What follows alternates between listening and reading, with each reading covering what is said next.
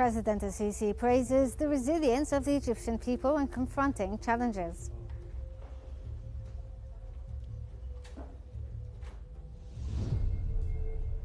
Abdulati and Lavrov reaffirmed the strength of historic Egyptian-Russian relations.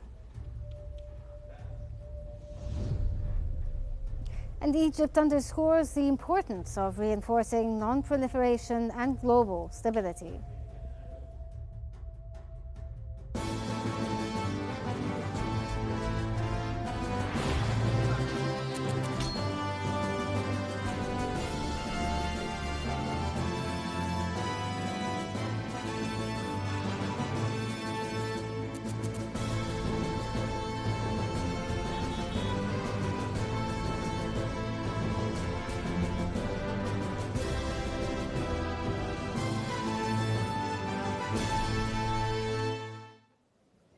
President Abdel Fattah Sisi witnessed today the inauguration of a number of marine terminals in the Suez Canal economic zone at East Port Said port. During the ceremony, the Minister of Industry and Transport, Lieutenant General Engineer Kamil al-Wazir, affirmed that Egypt has become a regional hub for transport, logistics and transit trade. He noted that as part of implementing this strategy, 14 ports have been developed. 5 new ports have been established under a comprehensive plan aimed at making Egypt one of the world's most important centers for transport, logistics and transit trade.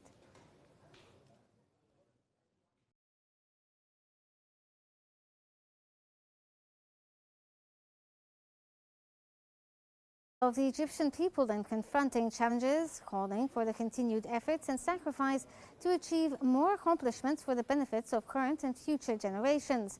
During the inauguration of several marine terminals in the Suez Canal economic zone at East Port Said, President Sisi emphasized the need to strive so that Egypt can attain its natural position among nations, especially in the field of transport and logistics.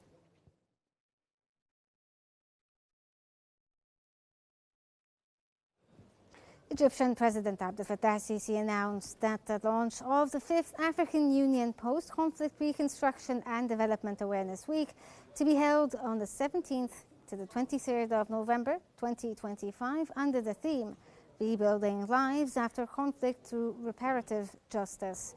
He stressed Africa's interconnected security and development challenges, from internal conflict and terrorism to climate change and global polarization, while highlighting the continent's vast resources and human capital. President Sisi called for comprehensive African approaches rooted in national ownership, into institution building, youth and women's participation, and justice for conflict victims. He praised the AU Center in Cairo and reaffirmed commitment to coordinating with the African leaders and partners to achieve Agenda 2063.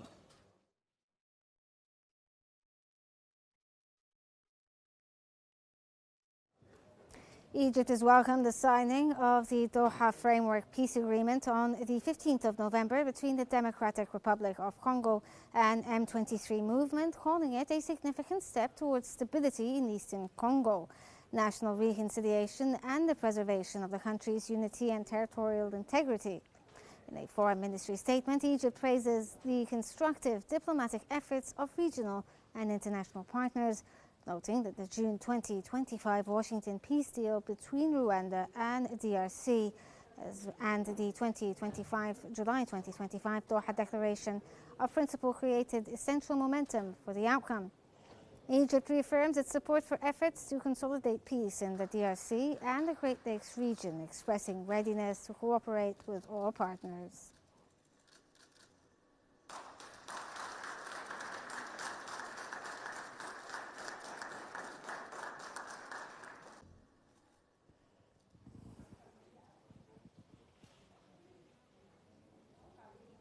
Egyptian Foreign Minister Badr Abdelati has reaffirmed the strength of historic Egyptian-Russian relations and ongoing cooperation across strategic and economic fields.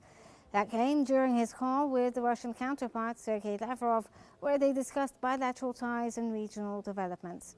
Abdelati reviewed Egypt's efforts to implement the Sharm el-Sheikh peace plan and preparations for the Cairo Conference on Gaza's reconstruction. The call also addressed consultations at the UN Security Council, the need for an immediate ceasefire in Sudan, and the importance of diplomatic solutions to the Iranian nuclear file through continued cooperation with the IAEA.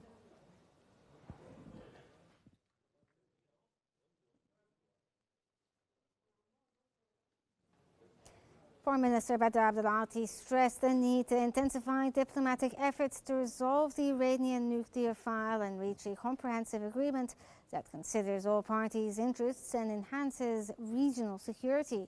He held phone calls with the Iranian Foreign Minister Abbas Araghchi and the International Atomic Energy Agency Director General Rafael Grossi to follow up on developments as part of Egypt's ongoing push to de-escalate tensions.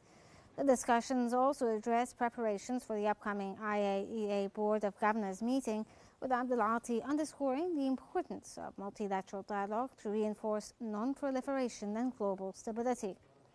Rossi praised the support of Egypt's President Abdel Fattah el-Sisi for peaceful nuclear applications, highlighting the Daba nuclear plant as a model of cooperation with the IAEA.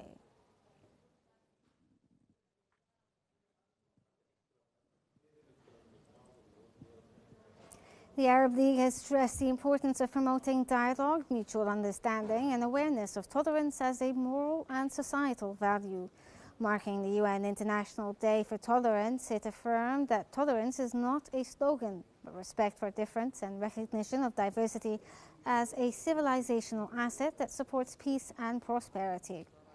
The Arab League warned against growing global hate speech and extremism, calling for initiatives that uphold cultural, religious, and linguistic diversity, equal rights, and educational programs that instill tolerance. It highlighted its work on an Arab Declaration for Tolerance and Peace, urging societies to embed coexistence, justice, and human dignity as foundations for a safer and more humane future.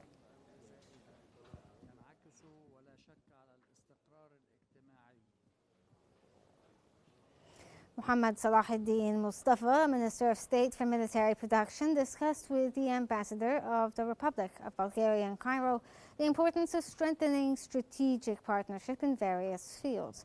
The talks between the two sides also addressed the latest preparations for the International Defence Exhibition edX 2025, which will be launched in the next few days, specifically from the 1st to the 4th of December of this year at the Egypt International Exhibition Center.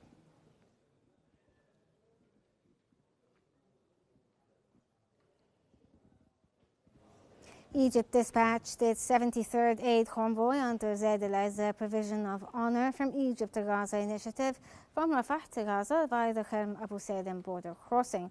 The convoy delivers urgent winter and food supplies to Gaza, carrying approximately 9,300 tons of aid, including 5,500 tons of food, baskets, and flour, 2,400 tons of medical and relief supplies, 1,400 tons of fuel.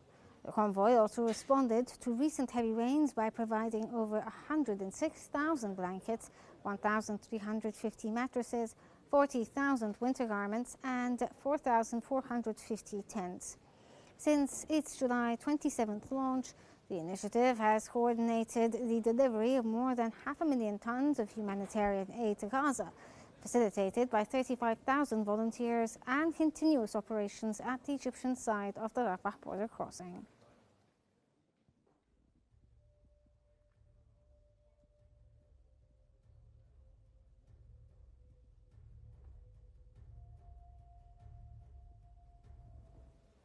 Egyptian Foreign Minister Badr Abdulati has emphasized the urgent need for an international stabilization force in Gaza to monitor the ceasefire, facilitate humanitarian aid, and pave the way for reconstruction, ultimately supporting the establishment of a Palestinian state along the June 4, 1967 borders with East Jerusalem as its capital. Speaking in Ankara, he highlighted U.S. engagement as crucial in overcoming past negotiation obstacles and stressed implementing all phases of the Sharm el-Sheikh peace plan, including a temporary Palestinian committee for Gaza. Abdulati also addressed Egypt's mediation in Palestinian reconciliation, Sudan's humanitarian crisis in al-Fashir, Libya's institutional unification, and deepening Egyptian-Turkish bilateral cooperation for regional stability. With the Arab countries, with the United States. The official Gazette published the decision of Prime Minister Dr. Mustafa Madbouli appointing Dr. Ahmed Abdessalem Afifi as Deputy Chairman of the Financial Regulatory Authority. The Prime Minister's decision stated that Dr. Ahmed Abdessalem Abdelaziz Afifi is to be appointed as the Deputy Chairman of the Board of Directors of the Financial Regulatory Authority for the remaining term of the board, which was reconstituted by Prime Ministerial Decree 2978 of 2022.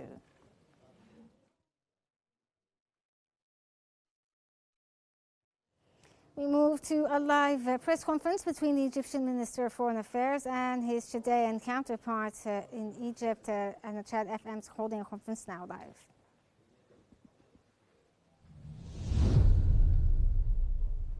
And we will listen to this.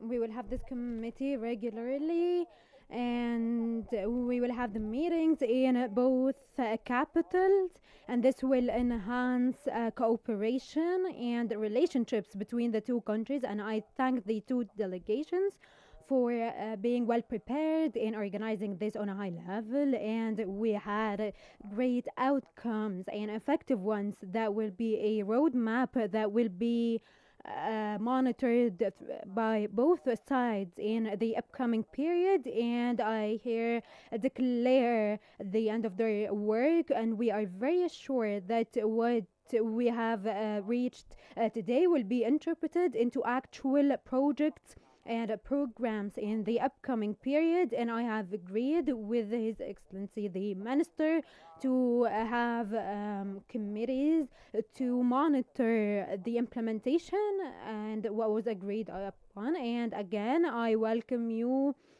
Abdullah Saber Fadl, and I now give the floor to you. Thank you.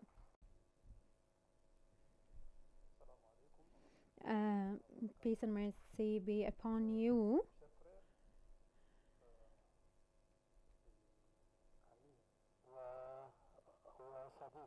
And my dear friend, Minister Badr Abdelati, and Your Excellencies, the Ministers, as you said as I said in my statement, I want to reaffirm and to take advantage of this opportunity to reiterate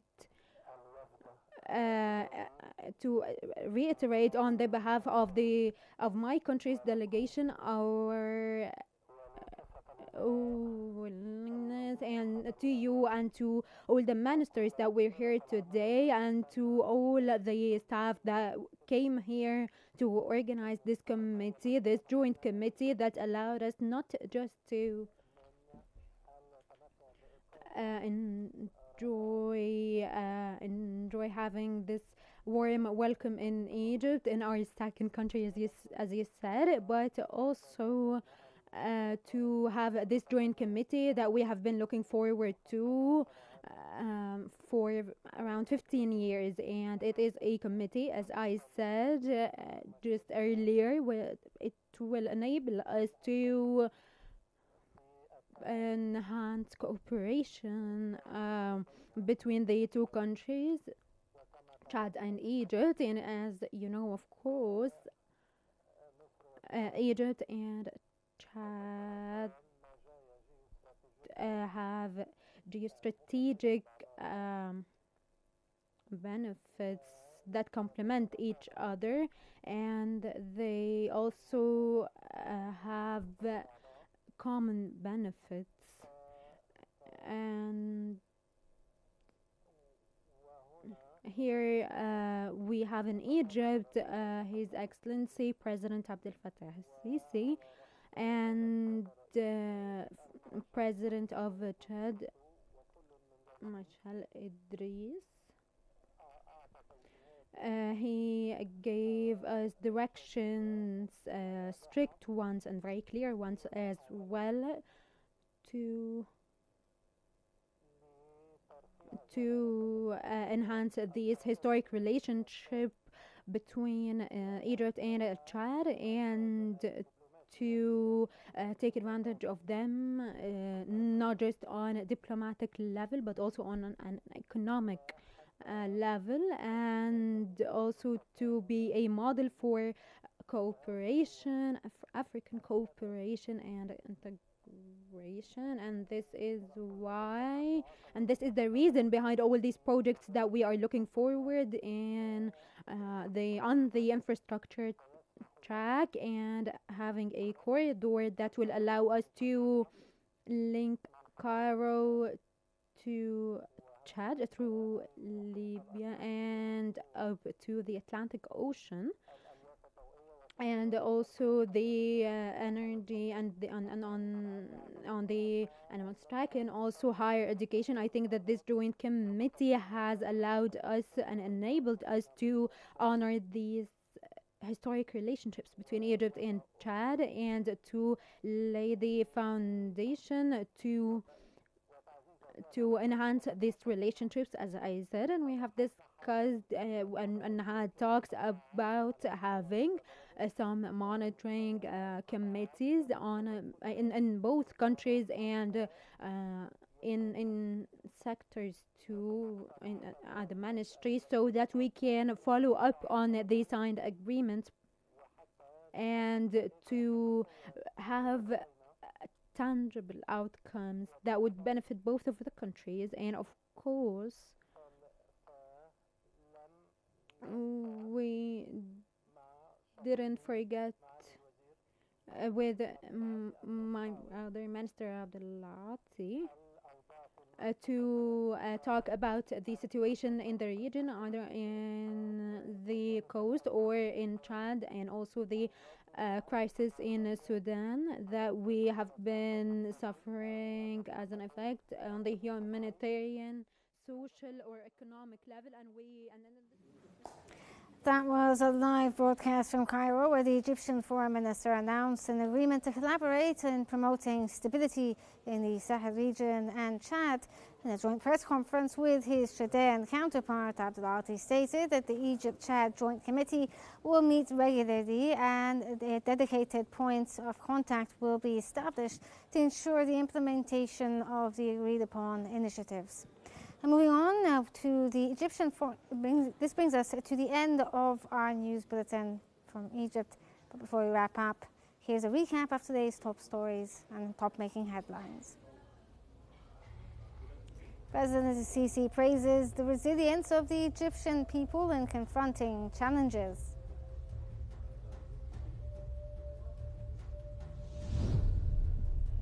Abdullati and Lavrov reaffirmed the strength of historic Egyptian-Russian relations.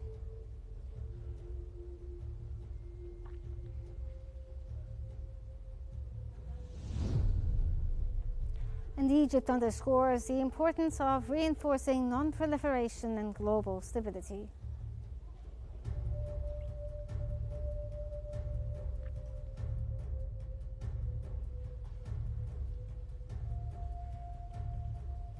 For more stories and live updates, follow Qnews on YouTube, Facebook, X, Instagram, and TikTok using the handle @QNewsEGY to stay informed. Thank you for watching, and stay tuned for more updates.